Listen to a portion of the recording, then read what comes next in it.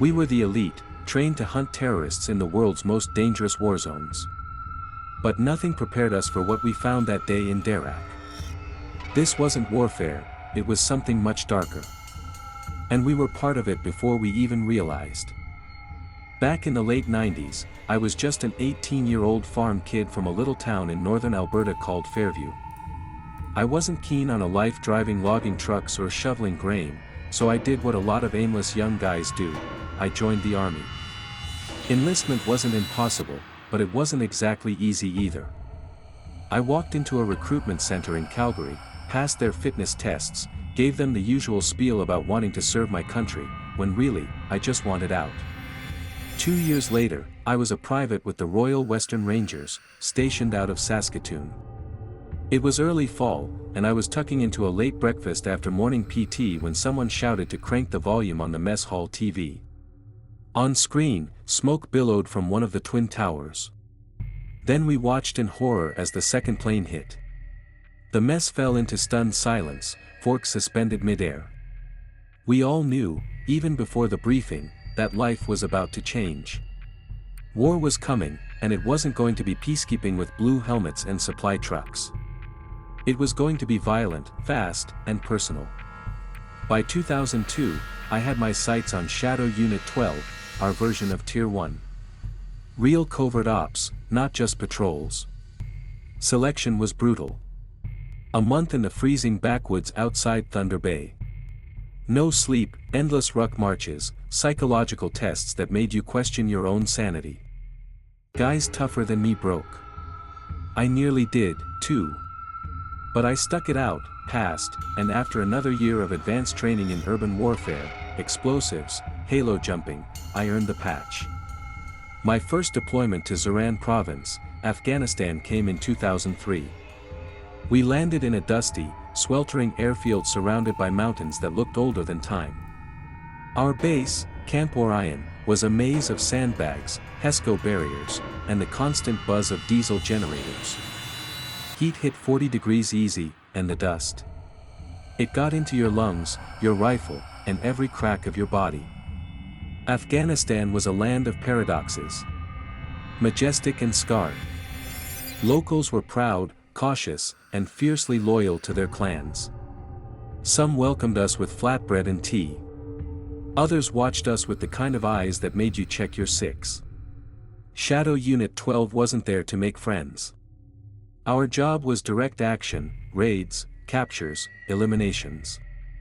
We hunted bomb makers, couriers, and foreign fighters. We worked closely with American units like DevGru and ODA teams, trading intel and hitting targets together. Most ops went smooth, clinical. But not all. Late 2003, we got orders to link up with a supposed CIA team called Falcon Element 7. They claimed they had eyes on a bomb maker hiding in the village of Darak. Sounded like a standard joint op. We'd done dozens. But when we met them outside the village pre-dawn, things were off. Instead of sleek operators, we found 3 Americans and about 15 local fighters in scavenged gear, smelling of hash and sweat. The leader, a guy calling himself Cole, strutted around in knockoff fatigues and shades, barking fake military jargon like he'd memorized it from an action movie. We exchanged skeptical glances but pushed forward. Orders were orders. But everything about the operation screamed wrong. No coordinated sweeps. Cole screamed at villagers, his men tore through homes, flipped over cooking pots, and terrorized families.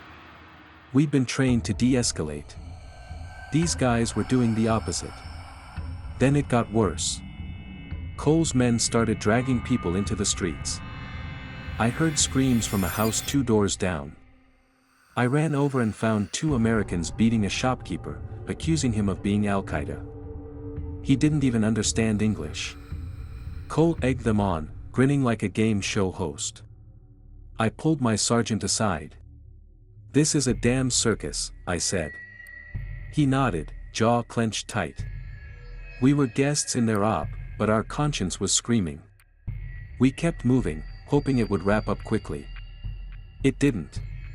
Toward the end, a couple of Falcon's Afghan fighters approached us, smiling.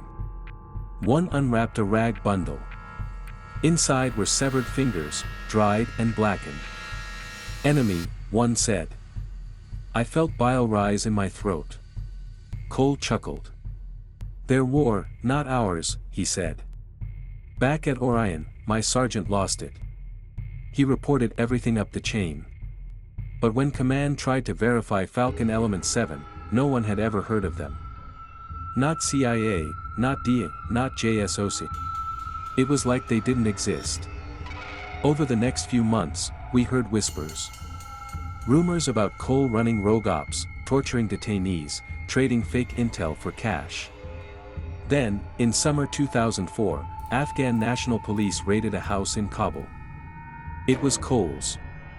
Inside, they found horror, cages, blood-stained chains, and prisoners barely clinging to life. 8 men, all civilians. Some hanging upside down, others burned or starved. It was a private torture prison. A hellhole. Cole's real name was Jonathan Keene. One of his goons was an ex-paratrooper. The other? A freelance war reporter turned sadist. They'd kidnapped random civilians, tortured confessions out of them, and sold them to the highest bidder. Their house of horrors ran for nearly 2 years. Keene claimed he worked for U.S. intelligence. It was a lie. The Pentagon disavowed him. He stood trial in Kabul and got 10 years, but somehow got pardoned in 2007. Last I heard, he died in Mexico of some disease, probably hiding from the ghosts of what he did. And me? I never forgot that raid. Those body parts. The sick grin on Cole's face. We were there for 2 hours, but it left a scar I still carry. We thought we were doing good. Instead, we became part of someone else's nightmare. Some nights, I still see those villagers. Still wonder if that old shopkeeper ever made it home. If there's justice in the next life, I hope Keene finds out what it feels like to beg for mercy and get none.